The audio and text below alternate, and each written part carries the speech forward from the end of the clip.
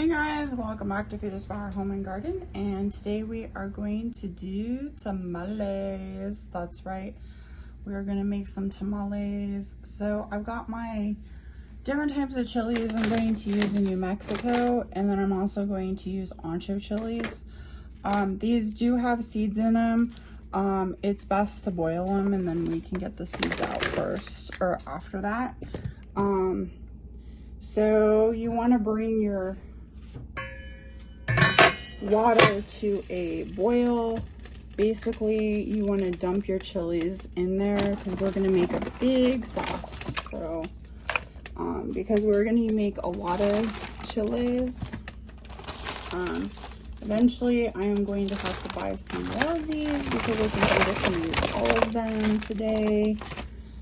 The one that I did not have was the New Mexico chili. I just bought these from, you know, one of the stores.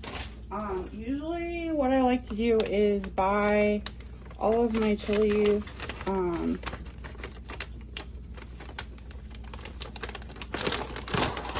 somewhere else online. I'm gonna have to start digging at my sources for that. So we're just gonna stick all of them in here. That way they can boil on up and get soft.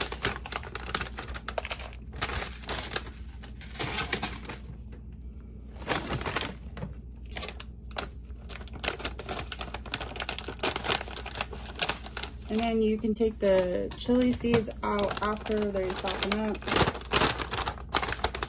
I'm not going to put the chili seeds in there, so I'm not going to dump them like I usually do. So they're down at the bottom of the bag, which you can see that right down there. So that's why I'm taking them out a little bit at a time. Going to keep my label for later, but there is a store online. It's called the Spice Store.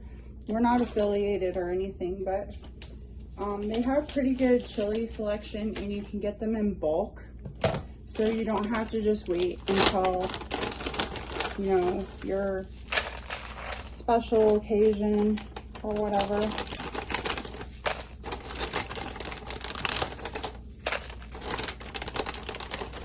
And we like ours saucy around here, so that's why we have saucy, lots of sauce, lots of tamale, or lots of peppers, that sort of a thing.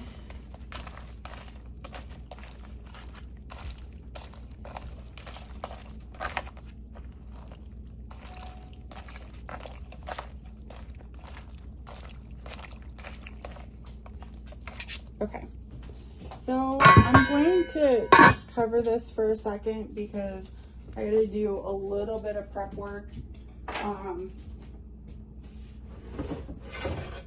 that I didn't get to do before, which I should have. I always keep my cutting boards different.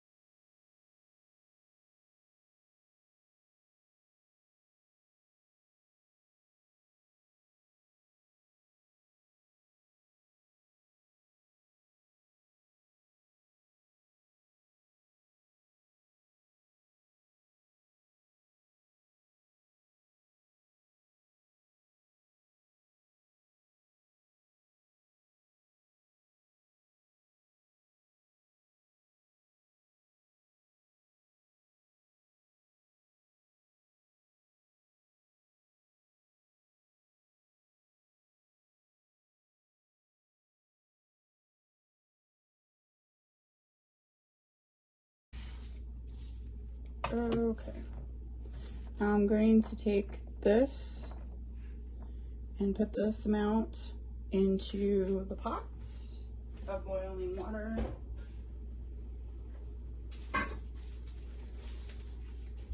To use, of course, is a chuck pot roast. This works really good. Actually, this is what we're going to be using. Don't use your vegetable cutting board, of course. There's another one in there already. I have 2 of them in here, but you want to season your beef, of course.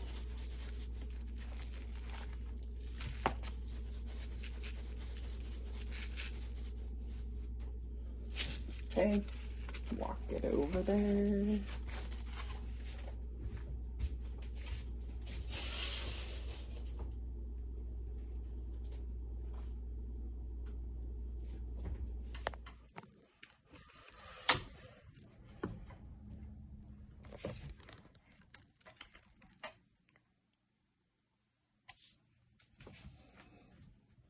Okay, so we already have both beets in there.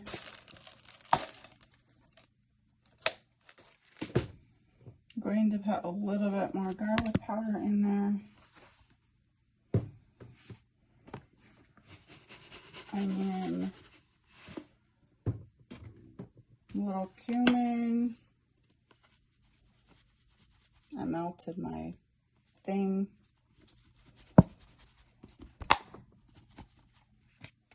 So it's all weirded. Bay leaf.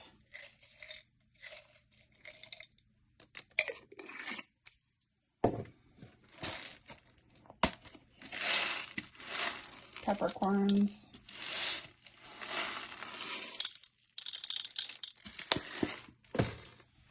And of course,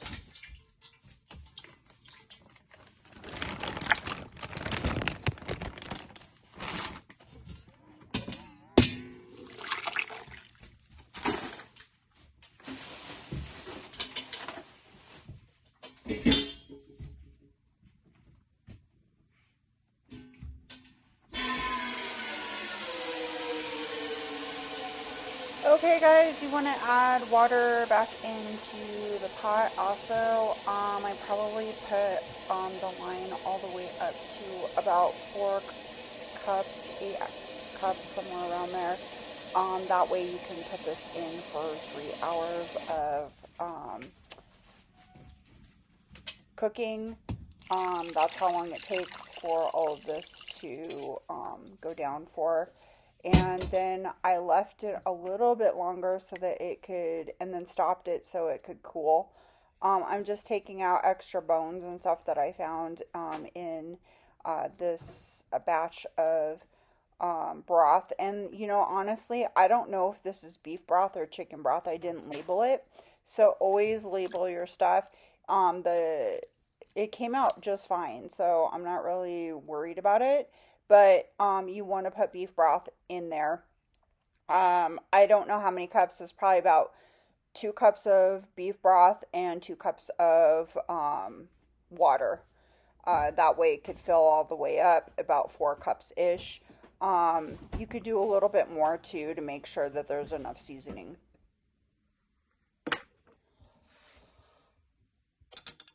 Okay guys, we got our chilies done. I've got most of the seeds out of here. You want to put a couple cups of the chili broth in there. That's about it. So that it actually gets all nice and soaked in. The other thing that you want to do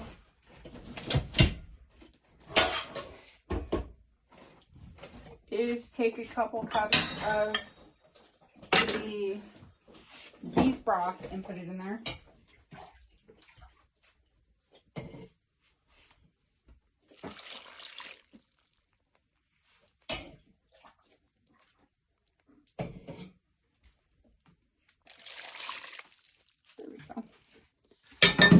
Okay, so I'm going to take this and stick it in my blender. And the garlic is in here too. The garlic, the onion, all of that is in here. So you want to stick this whole thing in here.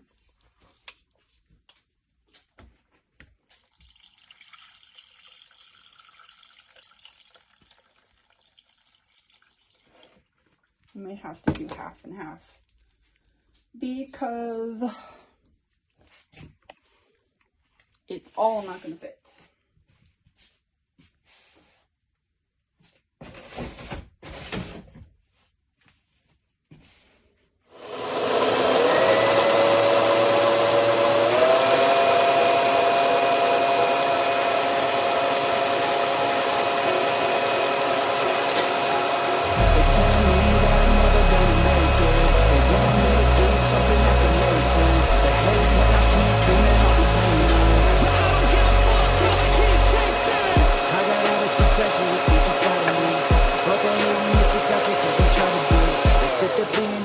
Because you're trying things and they just want you to settle and do the right thing. So get a good job, don't slack off. Wake up every morning, make a good impression on your boss. Don't do anything that I wouldn't do. And when you're making money, make sure you don't spend it too soon. Fuck that, I'll do what I wanna do. I got a different path from everyone and that includes you. Who are you to tell me how to live life? In these times it feels like nobody is right, yeah. So I'ma figure out what else we succeed and then invest all of my time into that and proceed.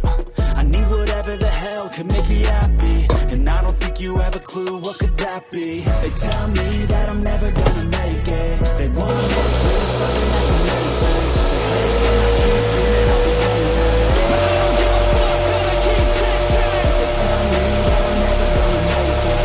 They want me to do something that can make sense. They hate when I keep dreaming I'll be famous, but I don't give a fuck, gonna keep chasing. It's like it's special if I do good or the devil's like they did. I'm in my rebel like they want me to settle. There's nobody on my level. They think that work is too stressful. I think that work is essential. The grind is all in the mental. I don't think you understand what I'll go through just to be in control of my life soon.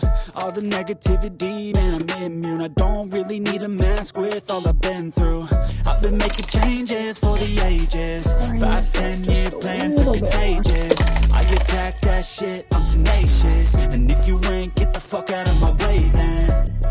Got one life, I won't regret it. I will fight until I get it. I'll look back one day from heaven and say, damn, I learned some lessons. And say, damn, I have no questions. I had fun in every second and the journey was a blessing, yeah. They tell me that I'm never gonna make it. They want me to do something that can make sense. They hate when I keep dreaming I'll be famous, but I don't give a fuck, I'ma keep chasing. They tell me that I'm never gonna make it. They want me to do something that can make sense. They hate when I keep dreaming I'll be famous, but I don't give a fuck, I'ma keep chasing.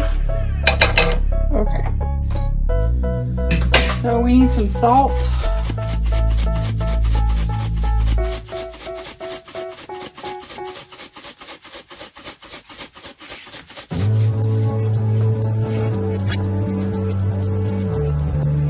Some garlic.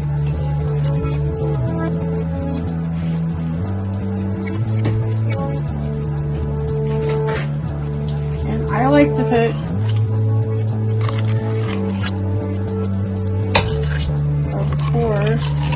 some tomato paste in there.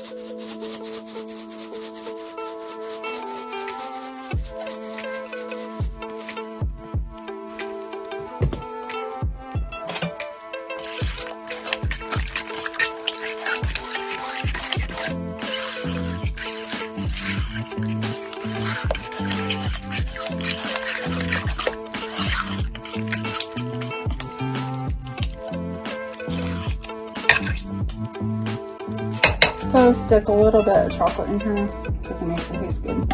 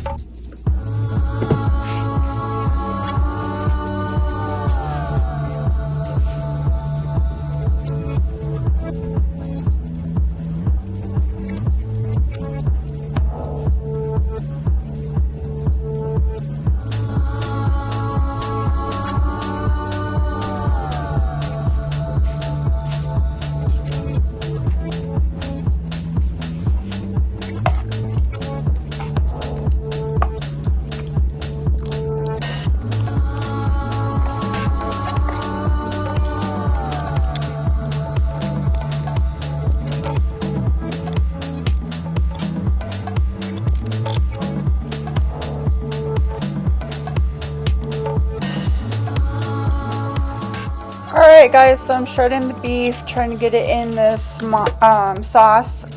Basically for the masa, I would just follow your package directions on the back of the bag, or the masa, whatever kind of masa you guys get, I'm sure it'll be fine. I would also, where the water part of things is, I would substitute the water part for beef broth. or chicken broth or pork broth, whatever you guys are using for this. The reason being is because water doesn't give as much flavor as beef broth does, or chicken broth, or whatever broth you use, and it's going to give it a much richer flavor than just using regular water. So when I do this stuff, that is what I use, and it works the best. And it comes out so good, and it's not like a regular traditional tamale. I don't know if there is other people that do add in tomato sauce or any of that other stuff to their recipes, but that is just how I learned and how I make it. So I'm going to continue doing what tastes wonderful. The other thing is those corn husks. I would just do a little bit at a time, like a handful at a time. The thing about corn husks is that once they've been done and used, you can't dry them out unless you actually pin them up onto like a clothesline or something, because it will mold. I'm just letting you know if you wait several days and don't like let it dry out. I would recommend just throwing the ones that you don't use away. So that's why I only grab like a little bit at a time and do that, versus like doing my whole entire bag at once, unless you're familiar with how many it makes. Which on the back of everything, it does say, I think it makes like 13 per recipe, which is like 4 cups of masa. I just figured it out and figured out how many cups there were in a bag, which there were 14, how many pounds? 4 pounds or something like that. So, and then figured that out. And then I am here using the beef broth. I did put it through a strainer, and I did forget to like put my blade on very well. As you can see right here. See, even I make mistakes. Like I said, I'm not a cook. I'm just having fun on YouTube making different things that I've learned over the years. So that's how I do things. All of the other bags of masa are all the same. So I would just read the directions and just do whatever it says on the back. But I would put the beef broth in for the water amount, and it makes it taste way better. If you can get tallow or like pork or beef or chicken tallow, then that's what I would use instead of using the actual traditional like lard that they have. But the snowcap one was the only one that I could find at this one place that I had bought all this stuff from and had it delivered. So that was basically the only thing that was available at the time. So I am just doing a whole entire batch, the whole entire bag. Actually, I used both bags, and then I came down to the last bag, and I actually had everything dump on the floor, which was so horrible. But anyway, it's okay. No big deal. I threw it all away. And I saved the masa and put it in the freezer. You can freeze these. I actually put them in freezer bags. The other thing is that I did not show a whole heck of a lot of the tamale process as far as like how long you steam them. I used my pressure cooker for the steamer, and I did not put it on pressure cook. I put it actually on steam. I use a Ninja food pressure cooker / all the other stuff that it does, which is, you know, like air fry and all that. It is the best thing in the world because it does everything. And you have to put these in on steam for 30 minutes at least. And you also have to put about 2 cups of water in there. And it makes a sauce too at the end too that tastes really good, even though there's water in there. It doesn't matter. If you really want to get creative, you can put chicken, beef, or whatever kind of broth you want to use in them. We could probably also make a green one too. If you guys want me to make a green one, let me know down below. But this is the way that I make this recipe. I think it's so yummy. And I can actually have the masa because it's gluten-free, the one that I got. So I have extra masa in my freezer, and we will be using that too. Later, probably for other things. So I would highly suggest that you try this recipe. This is a different recipe. This is one that I like. This is one that I have created. I don't have a real big trick on smearing it on the corn husk. I honestly just grab a handful or a couple tablespoons full and just smear it on with my hand, and you can use water to actually place on top or beef broth to smooth it out, and it tastes just great. It's fine. There is no difference in it whatsoever. That sort of a thing. So that's what I do, and it does take a little bit more beef broth than it usually does, or than more beef broth than water, just because it's mixed with, all the fat content too in it. So you may have to add a couple cups of water in addition to the beef broth, or just water down the beef broth that came out of the beef that you had steamed before that you're going to make that's going to go inside the tamale. That would be another option too, which I did not do that. I kind of made a mixture at the end because it wasn't enough. You actually probably need it depends on what kind of bone broth you use. I used one that I get in the freezer section. Plus I used whatever was left over from the beef that I pressure cooked. And then there was the extra one. So you probably almost need like 4 of them. And I think those are 32 ounce. So, it almost barely sits in there. So I got rid of the, mixer at one point because I got so sick of like trying to mix it, and it was just overfilling because that whole bag is so, big. So I just decided to take it all off of there and mix the rest of the way with my hand and add the needed broth back into the dough, and it works really well. I would just, like I said, follow whatever's on the back of that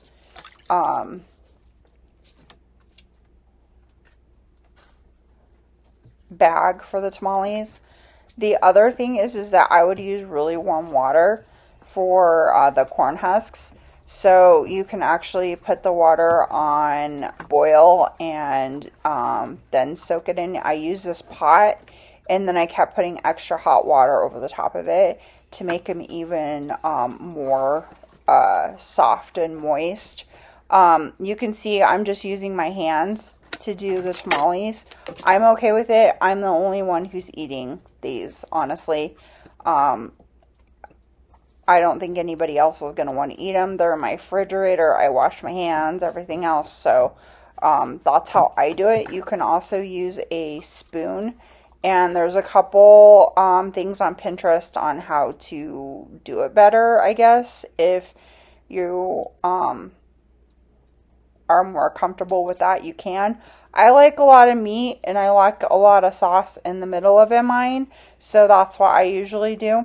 And if you roll the two ends together and smush all the masa in the middle, it actually works a lot better.